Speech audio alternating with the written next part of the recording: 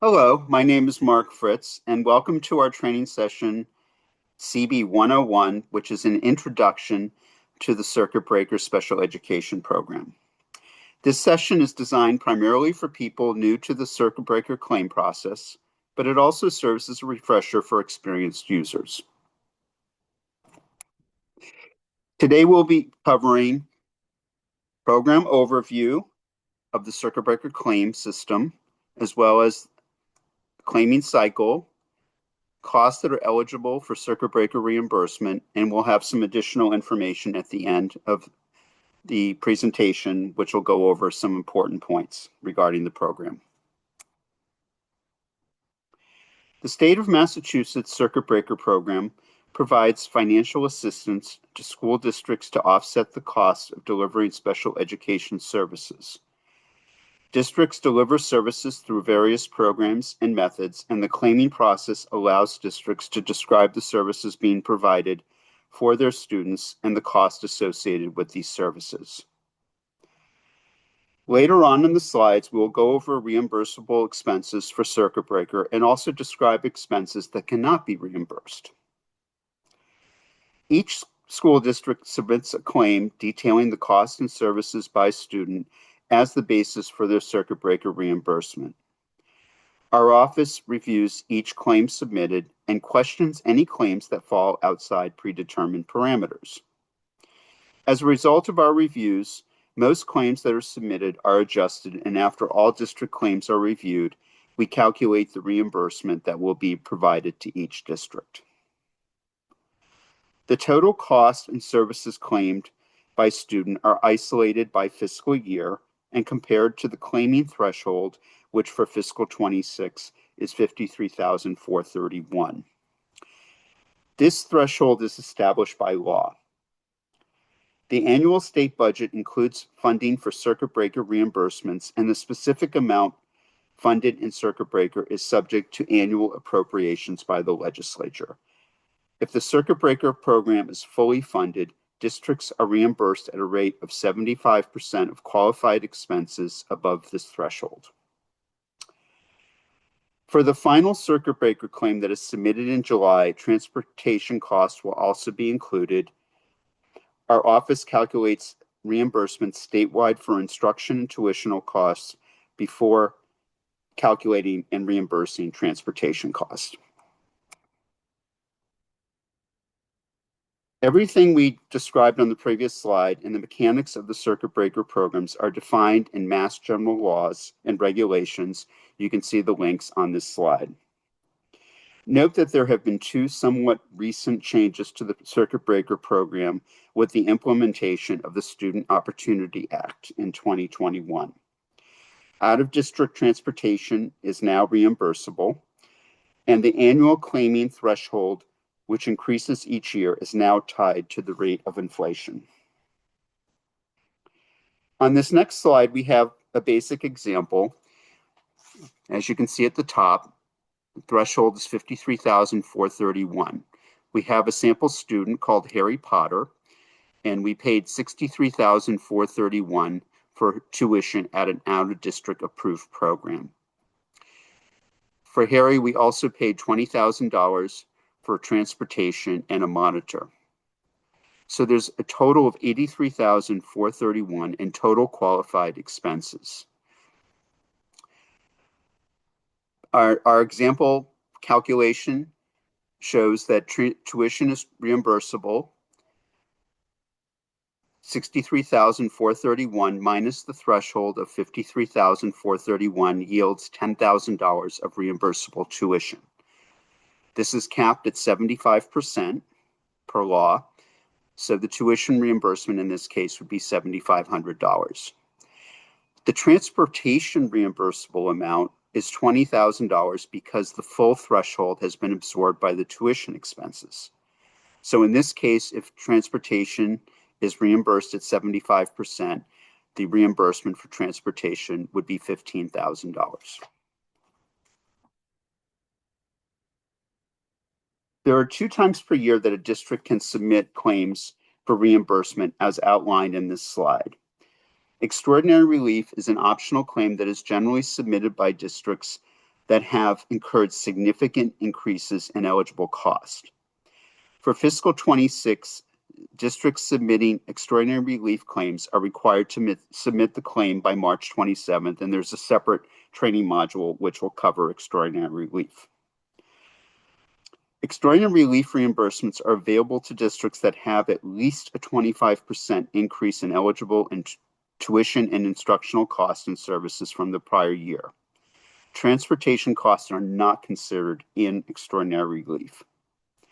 So extraordinary relief is essentially a pool of designated funds that is free money and not part of the final claim reimbursement. In fiscal 25, this pool was $8 million and 52 districts received extraordinary relief reimbursements. For districts submitting claims for extraordinary relief, the claims will cover the fiscal year July 1st, 2025 through June 30th, 2026, and include projections of costs and services through June 30th.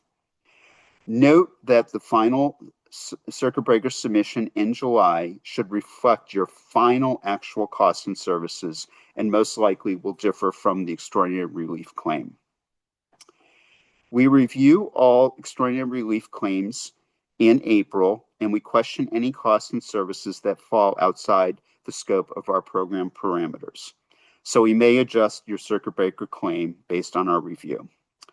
After our reviews are complete, final determinations of eligibility and the amounts of relief funds will be made.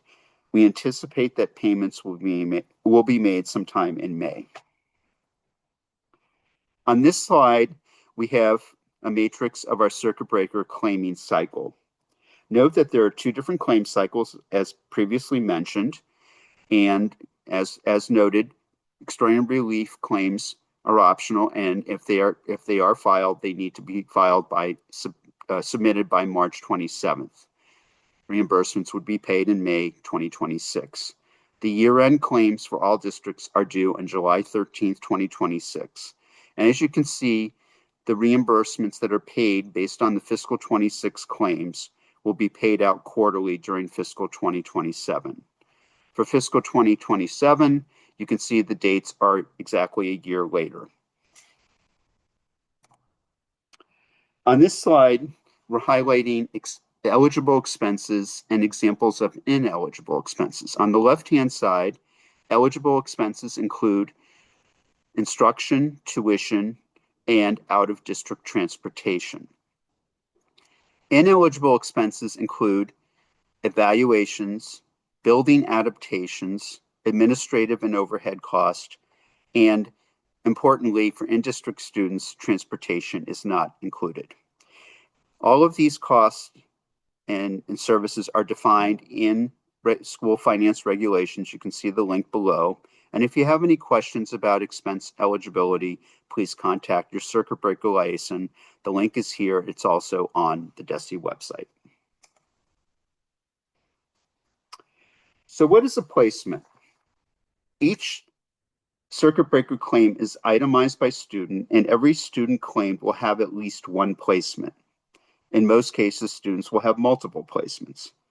For circuit breaker purposes, a placement is a snapshot of the cost and services or set of services provided to a student over a specified time period. Please note that for public school placements, which include students attending both collaboratives and other LEAs, you cannot have one placement for the entire year if the student attends both an extended school year program and a school year program. Students attending both extended school year programs and school year programs will have separate placements for the extended school year and the school year. Our history shows that approximately 90% of all circuit breaker placements are for out-of-district students. We are aware that districts provide extensive services to in-district students as well. However, only a small percentage of these students are claimed through the circuit breaker program because most do not reach the circuit breaker threshold. Most out-of-district students have placements for tuition and other instructional costs as well as transportation. At any time during the year, a student's program may change, and that may necessitate new placements to be used in the circuit breaker claim. And each student is identified by their SASIT number on the circuit breaker claim, and the placement numbers are assigned by the claim system. Most placements cover less than a full fiscal year. On this next slide, we have some nomenclature, which kind of shows how this whole thing works. On the left side, you can see the general hierarchy. At the top is the student. A student has placements. A placement has services and costs. The total of all costs on a per student basis needs to exceed the annual threshold in order to qualify for reimbursement. On the right-hand side, we have a basic example for a single student. We'll call her Jenny. Jenny attended the Nord School's out-of-district summer program from July through August 20th. She also had transportation, and then she transitioned to an in-district program for the school year at South School. So you can see that for the out-of-district summer program, the cost of tuition and out-of-district transportation are what is included in the claim for Jenny. But when she transitions to an in-district program, the reimbursable amounts are based on statewide reimbursable costs, and they're statewide mandated rates that are used to cost out the claim. We'll go over these concepts in more detail during specific trainings on out-of-district placements and in-district placements.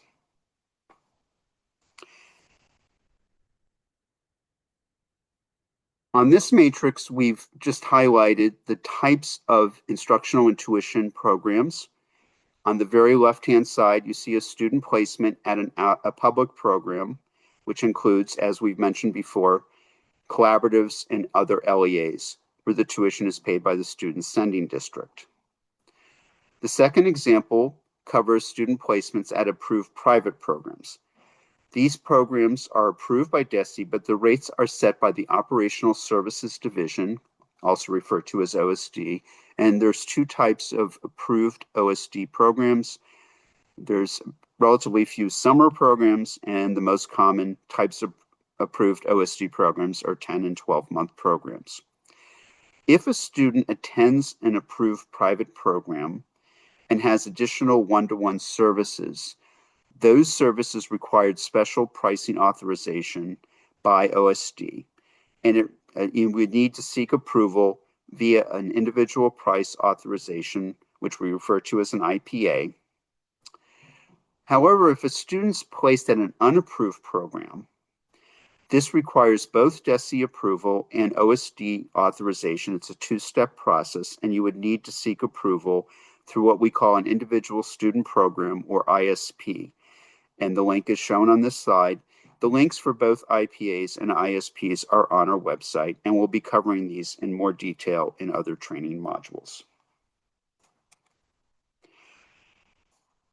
Transportation costs are reimbursable for out-of-district students, and there's different types of transportation costs as shown on this particular slide. The most common are third-party contractors, transportation companies like Van Pool, NRT. And in this case, it would be based on the cost.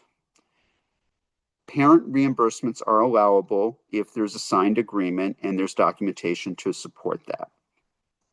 However, if a district transports a student using their own in-house vans or buses, the costs that are claimable are based on the most recent end-of-year report. In this case, it would be the fiscal 25 end-of-year report for that district, and there's a schedule on that report called Schedule 7 that would outline the amount that can be used for that student. And this will be covered again in our transportation training module, which will be released later this spring. If a student has monitor while being transported, that can be claimed per student cost. It needs to be supported by invoices, and the invoices need to itemize that student.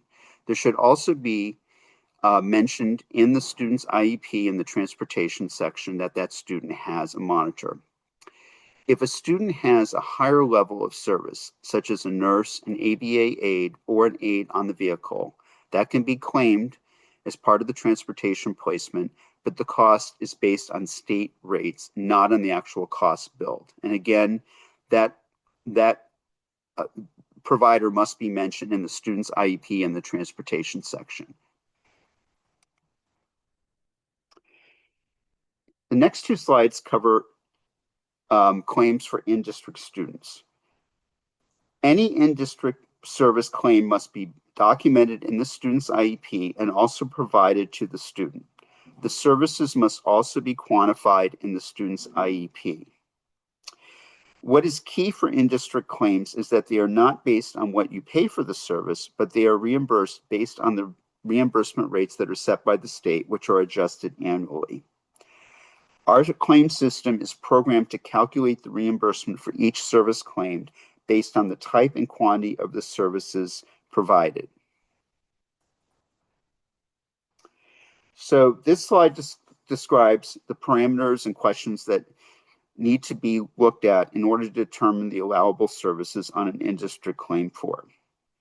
Before entering the in-district claim, review each service listed in the IEP service delivery grid and note the following questions that are on this slide.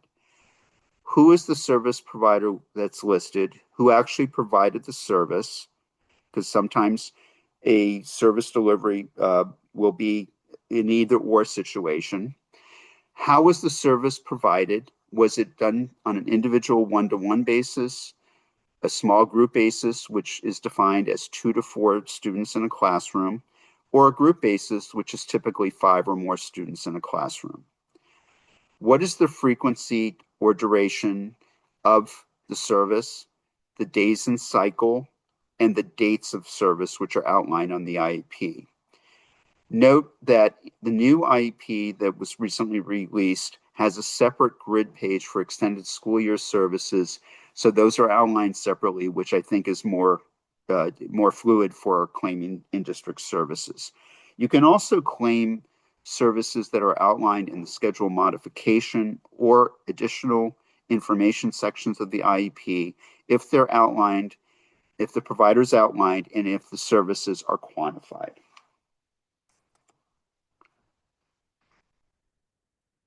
Our new claim system was launched last year in February of 2025.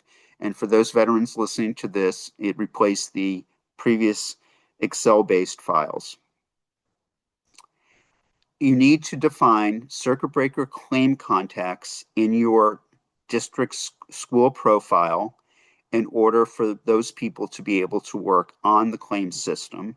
And typically we allow 3 circuit breaker claim contacts per district.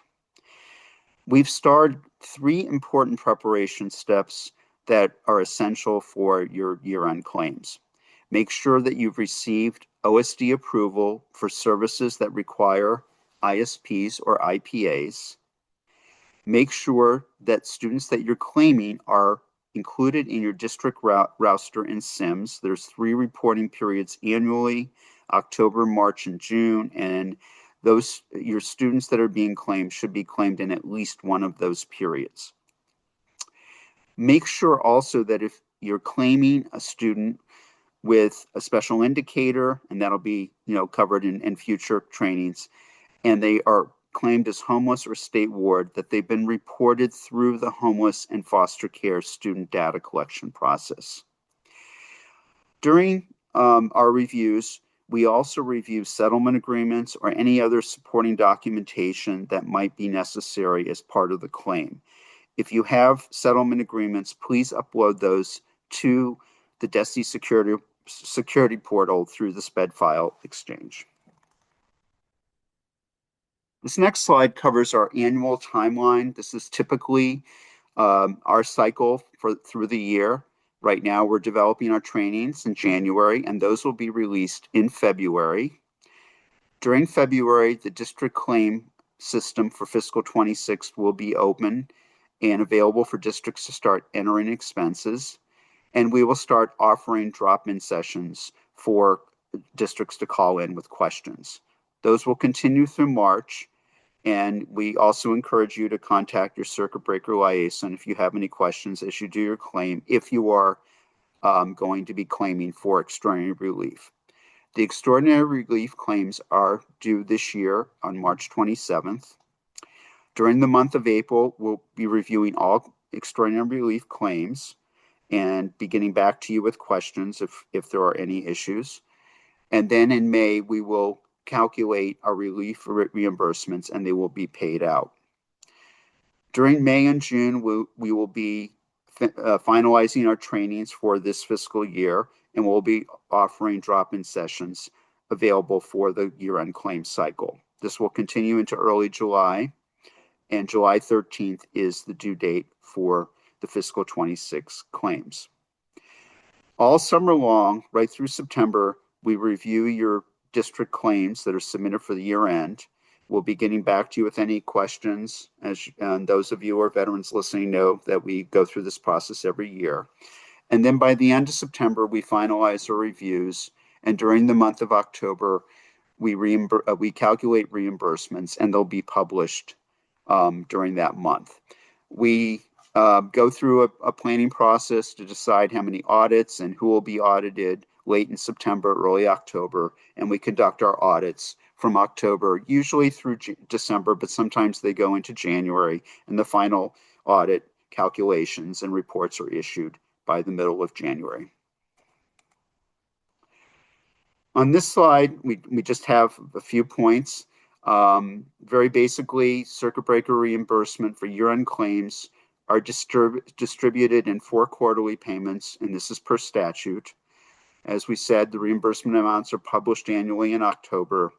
And if your district is selected for audit, and there's any changes per the audit, the 3rd and 4th quarter reimbursements may be adjusted based on our audit findings. We are here to help. We have a complete team, that is here to help. But please contact your district liaison with any questions to support your claim, and we will be happy to get back to you. And again, thank you for listening to this presentation, and please listen to the other training modules. And good luck with your claims. Thank you.